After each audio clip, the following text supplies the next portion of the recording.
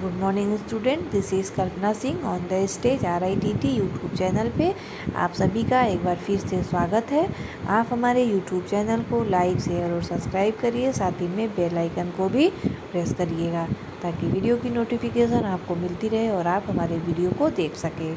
ठीक है, तो चलिए देखते हैं वैदिक शिक्षा की कमियाँ, यानी कि वैदिक कालीन में शिक्षा की क्या कमियाँ थी। वैदिक कालीन शिक्षा प्रणाली में कौन कौन सी कमियाँ थी। हम लोग जिस भी कोई भी चीज़ हो उसमें गुण तो होते हैं, गुण के साथ साथ उसमें विशेषताओं के साथ साथ उसमें कुछ कमियां भी पाई जाती हैं। तो हम आज उन कमियों के बारे में देखते हैं। चलिए देखते हैं कि यद्यपि वैदिक शिक्षा प्रणाली अपने मूल रूप में अनेक शताब्दियों तक मामूली परिवर्तनों के साथ प्रचलित रही तथा अपनी महत्वपूर्ण व सार्थक विशेषताओं के फलस्वरूप वह शिक्षा प्रणाली तत्कालीन समाज की आवश्यकताओं को पूरा करने में सफल सिद्ध हुई है। वैदिक काल में हिंदुओं के अनेक महत्वपूर्ण ग्रंथों की रचना हुई तथा अनेक महान विचारकों या सत्यान्वेषकों ने अपने बौद्धिक चातुर्य का योगदान दिया, परंतु कालांतर में वैदिक शिक्षा प्रणाली में अनेक दोष आने लगे हैं तथा धीरे धीरे ब्राह्मण वर्ग का शिक्षा व्यवस्था पर आधिपत्य होने लगा। ब्राह्मणों के शिक्षा व्यवस्था पर नियंत्रण हो जाने के फलस्वरूप शिक्षा व्यवस्था रूढ़िवादी, औपचारिक तथा वर्ग विशेष के लिए सीमित हो गई। परिणामतः यह समाज की शैक्षिक आवश्यकताओं की पूर्ति करने में असमर्थ हो गई। वैदिक कालीन शिक्षा की कुछ प्रमुख कमियां इस प्रकार से हैं। देखिए, पहला है यहाँ पे धर्म पर अत्यधिक महत्व। ठीक है, तो वैदिक शिक्षा में धर्म को अत्यंत महत्व दिया जाता था। शिक्षा की संपूर्ण व्यवस्था धार्मिक विचारों से प्रभावित होती थी और शिक्षा के उद्देश्यों तथा पाठ्यक्रमों का निर्धारण भी धार्मिक आदर्शों के अनुरूप किया जाता था। छात्र प्रायः धार्मिक ग्रंथों तथा कर्म कांडों का अध्ययन करते थे। धर्म पर आधारित इस शिक्षा व्यवस्था में शैक्षिक विकास के मार्ग को अवरुद्ध कर दिया था। और नंबर 2 है स्त्री शिक्षा की उपेक्षा।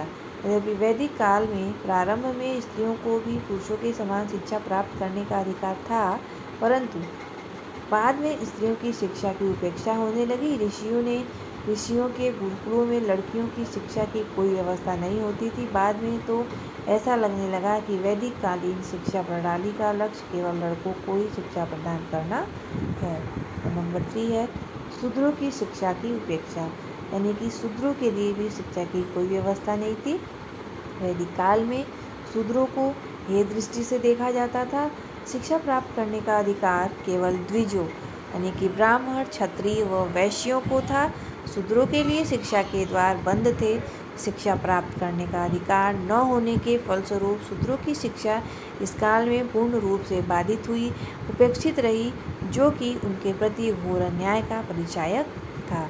और नंबर 4 है, यहाँ पे देखिए जन सामान्य की शिक्षा की उपेक्षा। तो वैदिक कालीन शिक्षा व्यवस्था समाज के एक चुने हुए वर्ग के लिए ही उपलब्ध थी। इस काल में जन सामान्य की शिक्षा की पूर्ण रूप से व्यवस्था नहीं थी।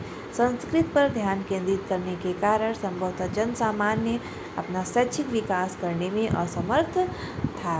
और नंबर 5 है लोक भाषाओं की उपेक्षा।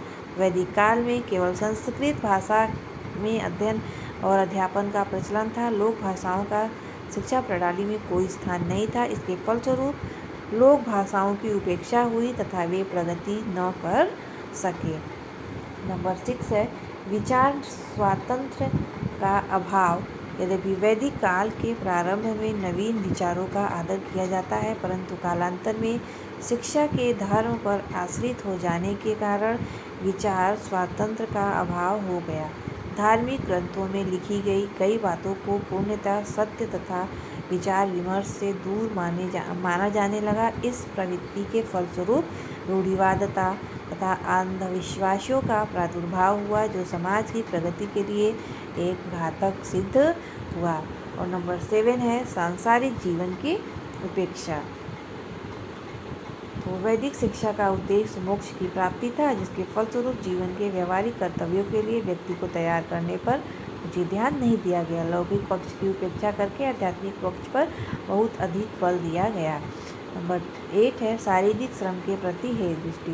वैदिक शिक्षा में शारीरिक श्रम के प्रति हेय दृष्टि परिलक्षित की गई और यद्यपि गुरुकुलों में छात्र अपने कार्य स्वयं करते थे, परंतु शिक्षा प्राप्त करने के उपरांत उनका शारीरिक श्रम के कार्यों से कोई विशेष संपर्क नहीं होता था। वस्तुतः उच्च वर्ग के छात्रों तक शिक्षा के सीमित रहने के लिए उनके शारीरिक श्रम के प्रति हेय दृष्टि का भाव सदैव बना रहा। नंबर 9 है नवीन धर्मों के प्रति हेय दृष्टि। ब्राह्मणों के द्वारा शिक्षा व्यवसाय पर आधिपत्य कर लेने के उपरांत उन्होंने धर्म का सहारा लिया तथा शिक्षा को जटिल बना दिया, यानी कि कठिन बना दिया। वैदिक धर्म में प्रति जन सामान्य की अरुचि के फलस्वरूप बौद्ध धर्म तथा जैन धर्म का प्रादुर्भाव हुआ।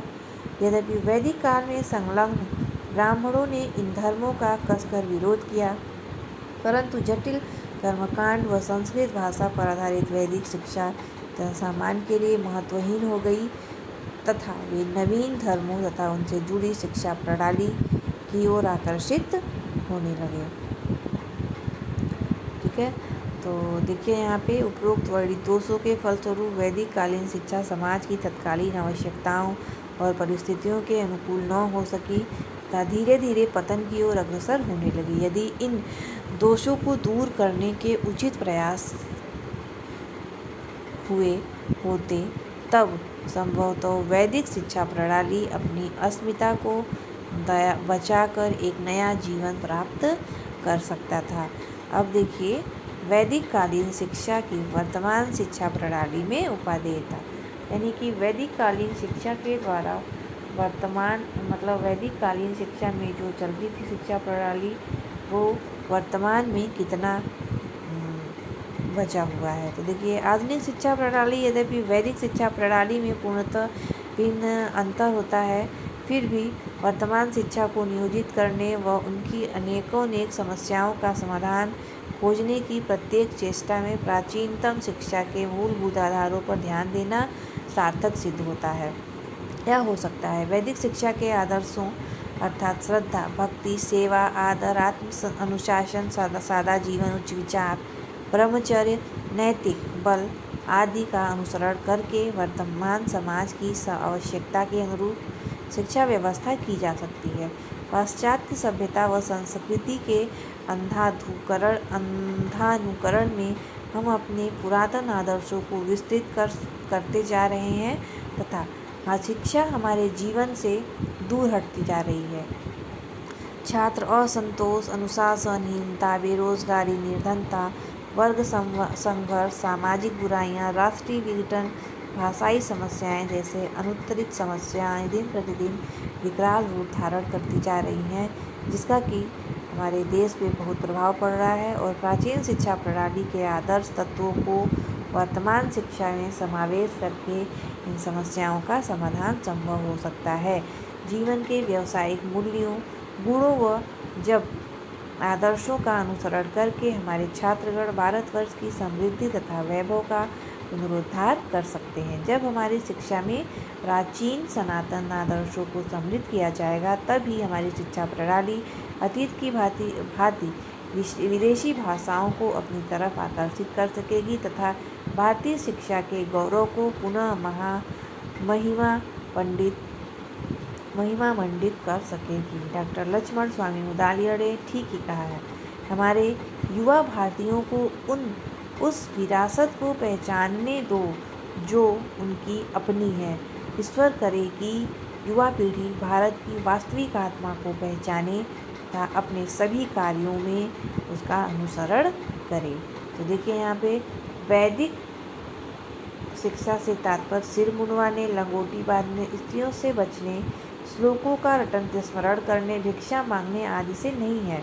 उच्च विचारों, स्वानुशासन, स्नेह, श्रद्धा पर आधारित अध्यापक छात्र संबंध, शहर के कोलाहल से दूर शांत व प्राकृतिक परिसर, छोटी कक्षाएं, व्यस्त दिनचर्या, अच्छी आदतों का निर्माण, शांति, मानवता व विश्व बंधुत्व के भाव से परिपूर्ण पाठ्य वस्तु, प्रश्नोत्तर व वाद विवाद विधियों का प्रयोग, सादा, संयमित व दुर्व्यसनों से रहित जीवन आदि अनेक ऐसी बातें हैं जो आज भी शैक्षिक दृष्टि से अत्यंत महत्वपूर्ण सिद्ध होती हैं।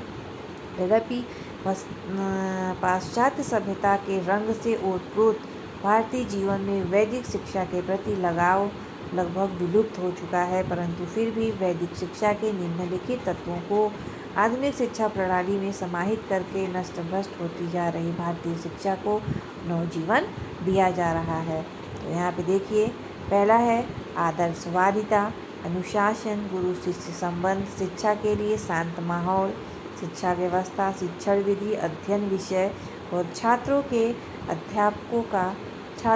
अध्यापकों का सरल जीवन।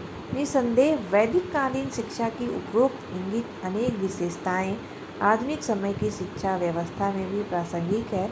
वैदिक शिक्षा के उद्देश्य छात्र अध्यापक संबंध, अनुशासन व्यवस्था, उपनयन संस्कार की अनिवार्यता, समापवर्तन उपदेश तथा विनयशीलता, नैतिक चरित्र, कार्य अनुभव व गुरु श्रद्धा आदि को वर्तमान शिक्षा प्रणाली में समाहित करके वर्तमान शिक्षा की अनेक समस्याओं का समाधान किया जा सकता है। ठीक है, तो आज हमारा ये वैदिक कालीन शिक्षा पूर्ण रूप से समाप्त हुआ। आगे हम नेक्स्ट वीडियो में बौद्ध कालीन शिक्षा प्रणाली के बारे में चर्चा करेंगे। आज के लिए बस इतना ही। धन्यवाद।